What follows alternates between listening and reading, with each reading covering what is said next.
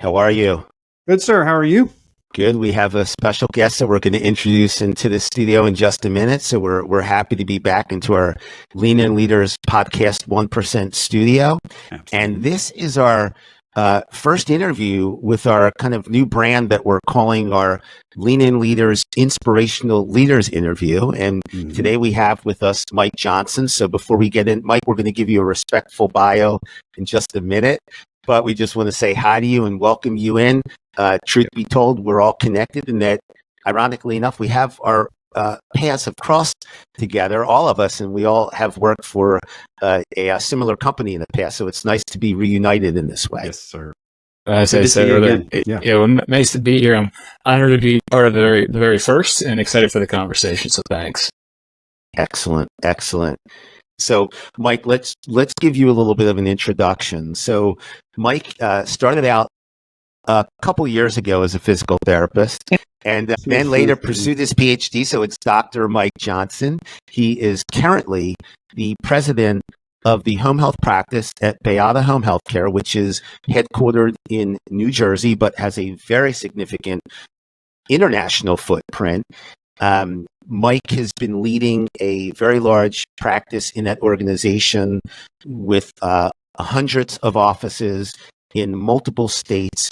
And I think it's worth saying that you have thousands and thousands of clients under your care in this healthcare space. And that's really important because leadership is always important. It's really important when you're caring about people and for people and leading people. And I think you have somewhere in the neighborhood of about 4,000 employees in your business unit under your leadership. Mike has served on a number of appointed positions, including related to healthcare research and quality.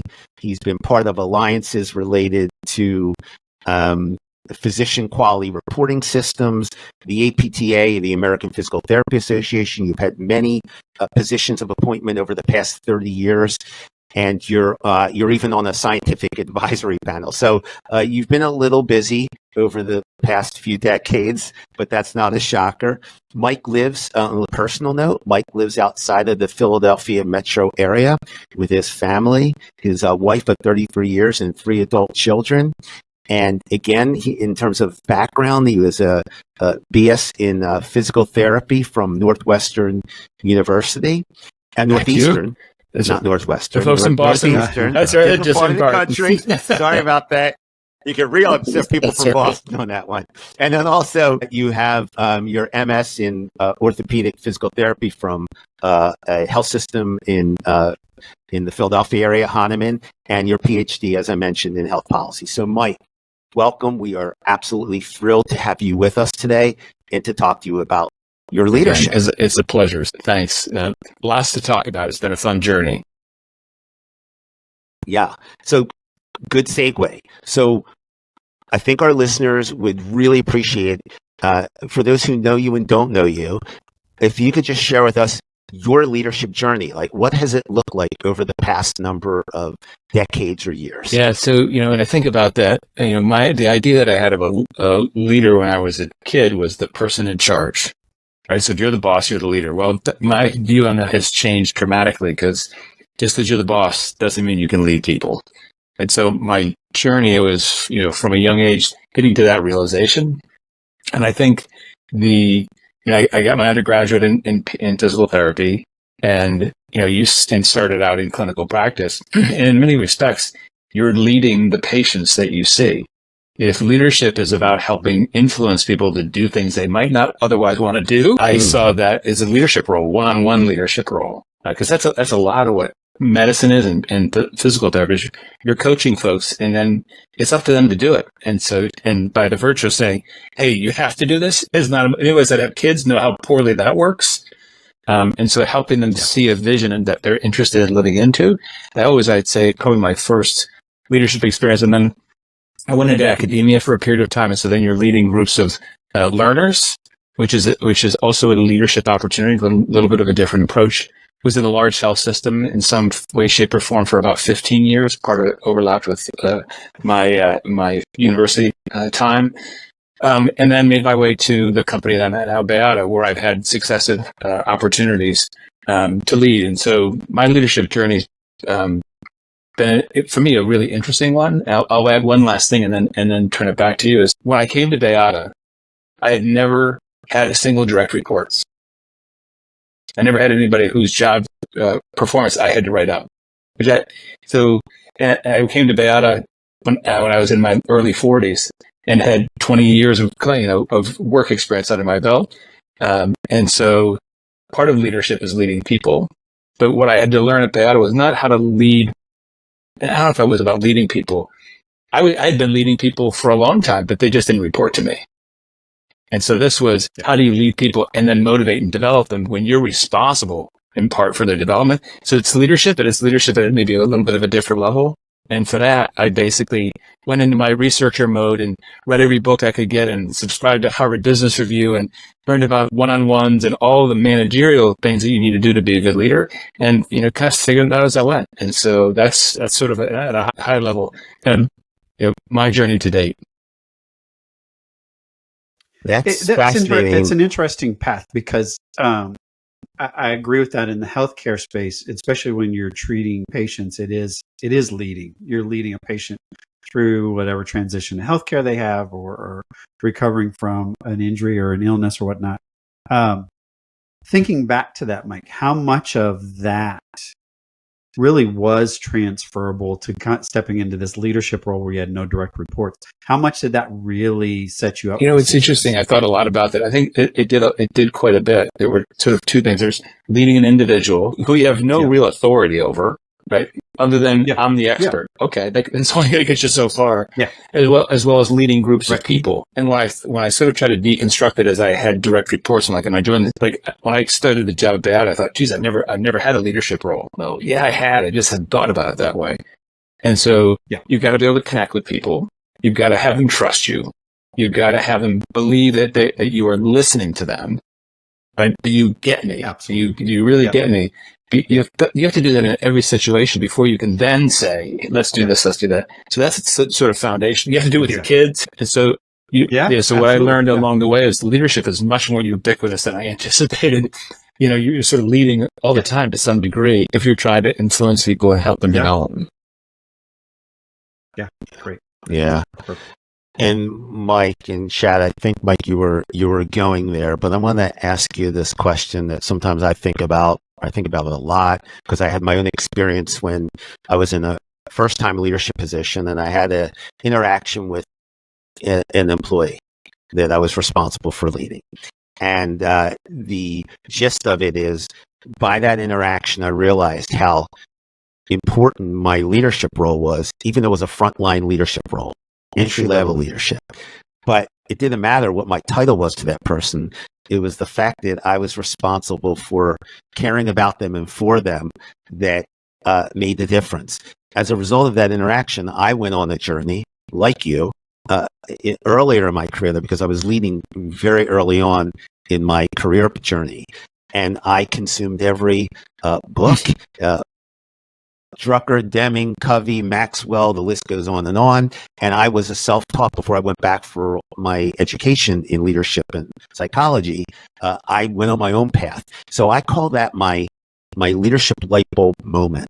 And you started to describe yours. I didn't realize that. Even though we've known each other, I did not realize that you really didn't have direct reports from a structural perspective in organizational leadership until you were, very deep into your career. But did you have a moment where you said, whoa, this is critical. Like, this means something. It matters to other people how I show up. Yeah. And it wasn't the individual patient. I didn't realize it until I sort of reflected on it years later that it was actually leadership. My first real leadership moment hit me that I have to, how I show up and what I say, actually people are paying attention. You go, holy cow, I better be really careful and thoughtful about what I do. So it was part of my professional association, the APTA you mentioned earlier, Larry. I was very active in the Pennsylvania chapter early in my career, and I was on the legislative committee. And the role that they asked me to play in the legislative committee was legislative liaison. So my job was to get the information out to PTs across the state about what was going on. So I started collecting email addresses, and I would send out once a month a legislative update. And always said at the end of that email, if anybody else wants to send it to me, and I'll just add you to the list. And pretty soon it grew fairly large. And then one time I went to our state conference, and I had people coming up and say, "Oh my God, you're Mike Johnson. I love that email that you sent. It's so helpful. As a result, I did this. And I had no idea. I was just transitioning information. I didn't realize I was encouraging people to, and having success and having people do something, act on something. Much like I was trying to make people exercise, I helped them exercise. I remember the moment that happened, and I thought, holy cow. So from there, I even worked harder to make sure that the emails were even more clear. At the end, I would always have, and what can you do now? It'll only take 5 minutes, and really began to own, because people actually listened, and I got great feedback, and we built a large network, and as a result, it was one of the things that contributed to our getting what's called direct access legislation in Pennsylvania, which meant that patients could come and see a physical therapist directly without a referral from a physician, which for us at the time was a big deal. So yeah, I still remember that moment very clearly. Yeah, and it's you may be talking about this as we start to get deeper into your attributes or your kind of approach to leadership, but you keep talking about influence, and regardless of where you were in your journey, influence was always showing up, and how you influence is the tip of the spear for you as a leader, especially since you didn't have people under your direct leadership from an organizational perspective until much later in your career. It's fascinating because that impacted, that idea of influencing others in a creative and meaningful way was something that was a driver for you for much of your career, from the way you're describing. And it actually served me really well, because when I finally had direct reports, as I shared earlier, I had my leadership style was already through influence, but I never had direct reports. And I just leaned into that, because what I've seen some folks doing, what my tendency in my head was to do is, if I'm the boss, now I got to be bossy. And being the boss, now I can just tell you what to do. Well, we know how well that works. Yeah. So I just took the influence, and yes, you report to me, and yes, I do your performance review, but I'm going to treat you the same way as if you didn't, because it's the influence and the motivation and helping people sort of self-actualize themselves and moving forward that, again, so maybe it's because I had to develop that muscle early, it actually has served me well to my professional career, because I think the mistake I've seen people make is lead through authority and not through influence. Yeah. Well, and I think even to that, your example of being on the APTA chapter and sending out the newsletter, some of that, and we've talked about this in other podcasts, some of that is the role of the leader is to set the vision, the tone of where do we want to be, where do we want to go. Now, how do you contribute to that direct report, right? Or how do you contribute to that APTA member? And you said, which I think is very powerful, but you kind of just passed on, like, what can you do now, right? What can you do next? And that's really, I think that sounds like it's been maybe an automatic kind of skill set for you, just the empowerment of people. And that's really what true leadership is. So if you had to step into that and say, for a leader, what is the one or two competencies that are the most critical? What would you classify those as? I would say, if you look at leadership competency books and so forth, and we're going through one now, Korn Ferry, there's like 30, 50. So boiling it down to one or two is tough, but I would say, and I don't know that they're competencies, maybe it's just things for people to think about. First is, know yourself. What are your strengths? Like, what are your tendencies? What are your strengths? And then be conscious of that, because it will color everything else you do for the positive, or if overplayed, for the negative. And so, I remember a good friend of mine is a psychologist, and during the training, they actually have to go through psychoanalysis because you have to sort of understand what it feels like. And I always thought, well, that's really interesting, because you better know yourself if you're going to help people know themselves. Right. And so how that happened, I'd actually have to think even a little bit more about that. But a lot of introspection of, by knowing yourself, is like, why would people follow me? Why would people follow you as a leader? What are you going to bring to the table that has somebody say, okay, I'm going to trust this guy? And to me, it came back to relationships. And maybe part of, as I'm thinking about this, growing up, for several reasons, my parents and my siblings, there were 5 of us, we moved pretty regularly. One, my dad got a job change. One, my mother and my dad were going to Pittsburgh to do graduate education. But the result of it was between kindergarten and 12th grade, I went to 8 different schools. And so what I got really good at was connecting with people, right? Making friends really fast. For survival. It was pure survival. No, I did have the advantage that I had 4 siblings. So I had 4 built-in friends until I had, the external. Yeah. But right. And my siblings and I are still incredibly close.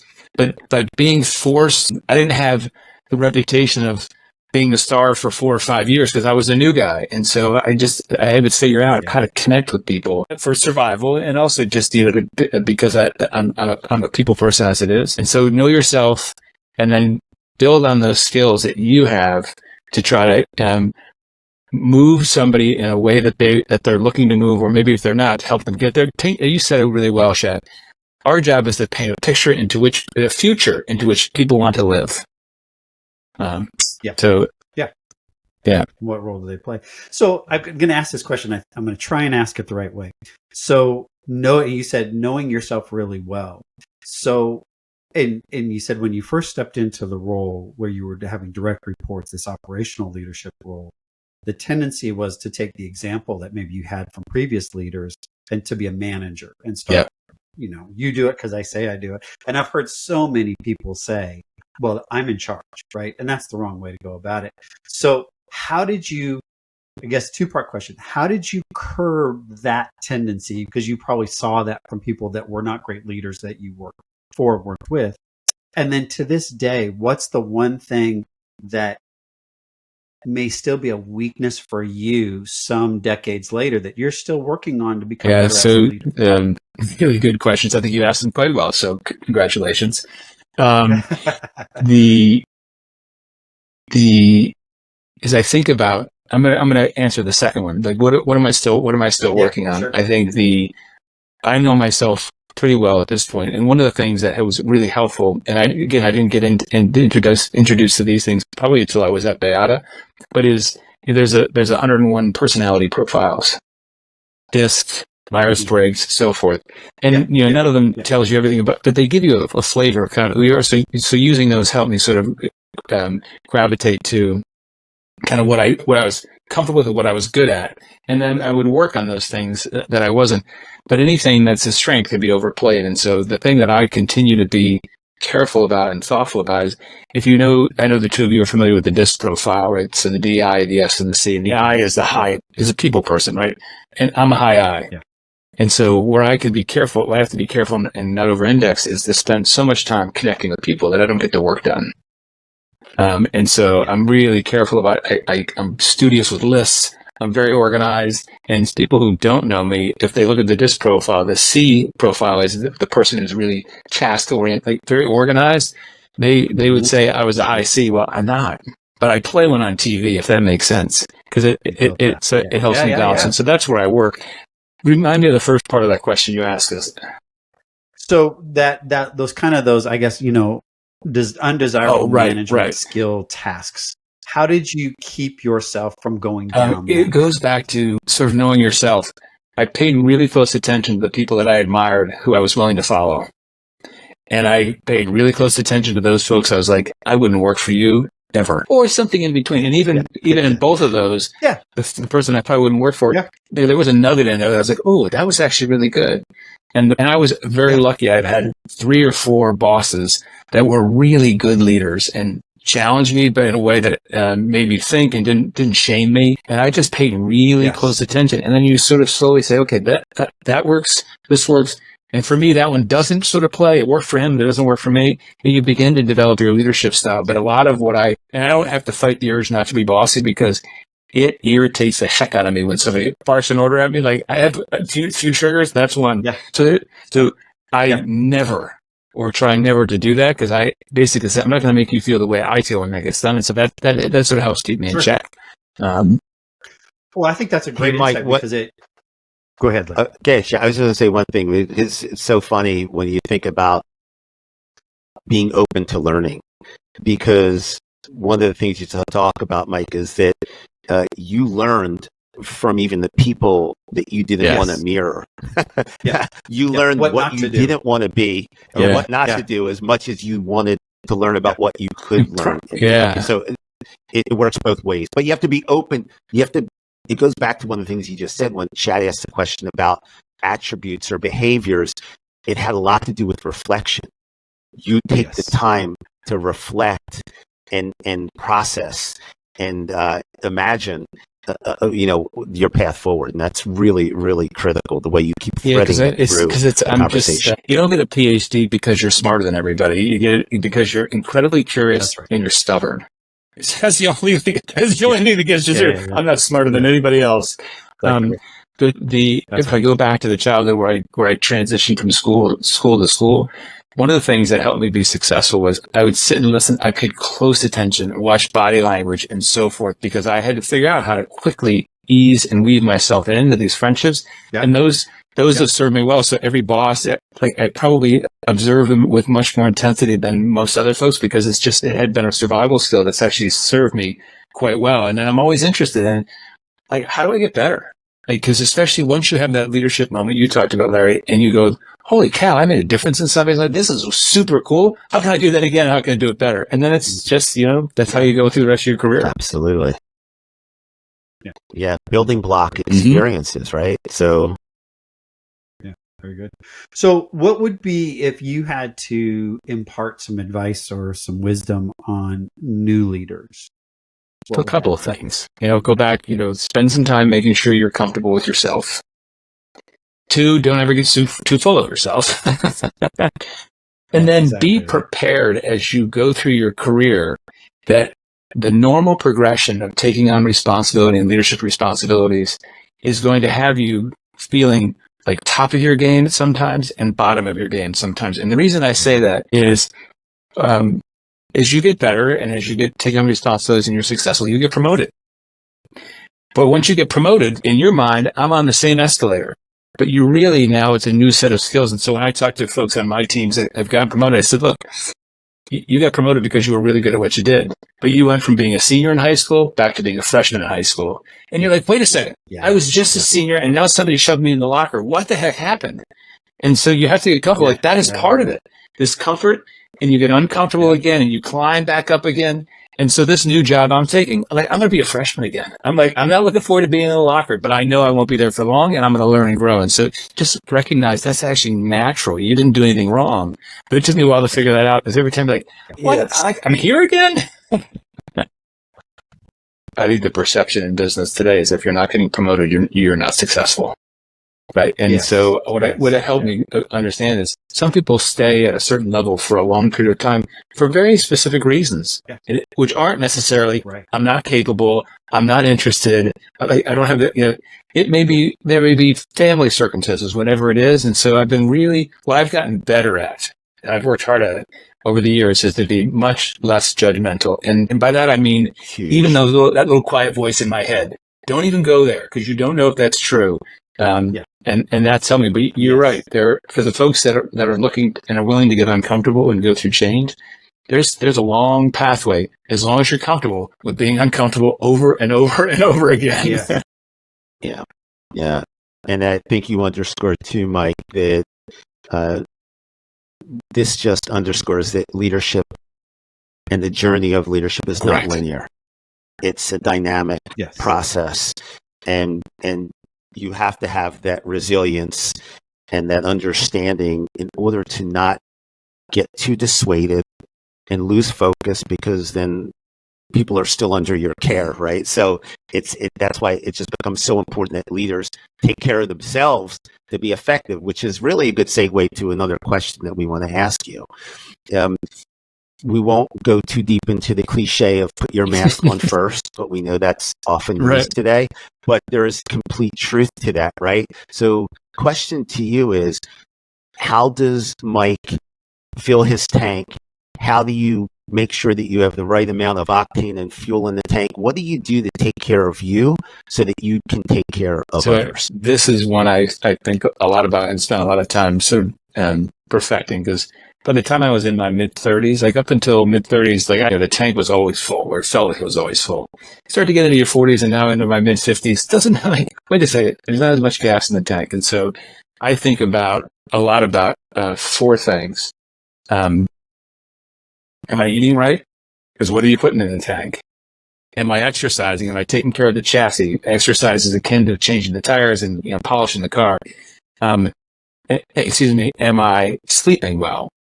And the research on sleep now, more and more and more. And not only am I sleeping well, am I getting the right amount of deep sleep? So I've got the Oura ring. I'm collecting data all the time, probably to a detriment. But I'm curious about that. And then, am I doing things to stay centered? So meditation, yoga, whatever it is. And so I'm constantly thinking about those four things. How do I turn the knob on this one, and how do I turn the knob on that one, and how do I fit it all into a busy schedule? But in the end, you can say, well, I don't have enough time for that. Well, those activities fill your tank in ways that give you more time because you've got more fuel in the tank. And so it's really those four things that I've developed over the years, reading books and so forth, that I continue to come back to. I do enough of each of those. And if I'm off balance, what's off balance and so forth. But those are my guiding lights. Yeah, that didn't take a lot for you to answer that, because it's such a central part of how you approach things. It's interesting too. We just did a segment last week on the life wheel, and Chad covered this very topic, and you just talked about it in a very organic, natural way for you. And I think that's again just so incredibly important. We talk about it a lot. And the other thing that you just kind of opened the door for is, and we talk about it a lot on these podcasts and content sharing, and that's mental health and emotional well-being. And the things you just talked about are central to that as well. And at the end of the day, you're modeling that for the people you lead too. It's true. So it's just there was a conference that I went to, and they had a guest speaker, and he had written a book. I still remember the author's name. The book was called "Eat, Sleep, and Move." It was pretty straightforward. And the reason that he wrote the book is what I remember about the author is he had a rare disorder that he tended to grow tumors at an astonishing rate. And so he already had the deck. So he said, all I can do is I can't change my genetic profile, but I can decrease my risk. And he's systematic. So that really was for me a jumping off point. And what I liked about it, because we're all therapists here. So for me, move should have been exercise, but he particularly used the word move, which is just even walking. And so how you break it down into components, parts, and go, hey, that's enough. I don't feel guilty because I didn't run a 7-minute mile for 5. I got up and walked, but keep it simple, but eat, sleep, and then I just added the meditation piece to it.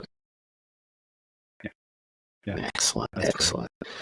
Mike, we can't thank you enough for this. This has been absolutely, it was great to just catch up with you and kind of go back in time, but to have you lead out with our new series around inspirational leadership was just absolutely wonderful. So we want to thank you from the bottom of our hearts for the time that you spent with us. It's just been stupendous. We also want to, it was a pleasure. Thoughts? And since you mentioned earlier that we all had the chance to work together, I want to thank both of you, because as I told you before, I paid close attention, but I learned something from each of you, several things from each of you that have made me a better leader, whether you realize it or not. And so I'm appreciative for that as well. Well, hopefully it wasn't that what not to do stuff. Fair enough. No, it wasn't, but if it was, I would tell you, no, definitely not.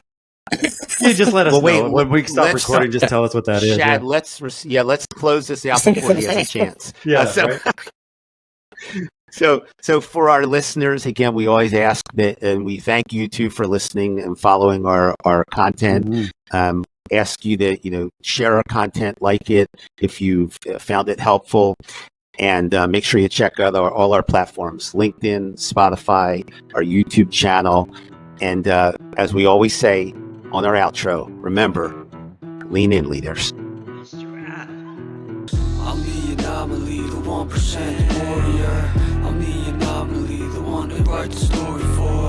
I'm the anomaly, the 1% warrior.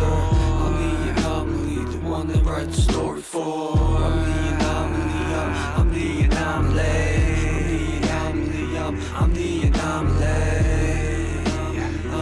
I'm the anomaly. I'm the anomaly. See, I'm the oddity. Welcome to my odyssey. I can't follow mold, so I don't do pottery.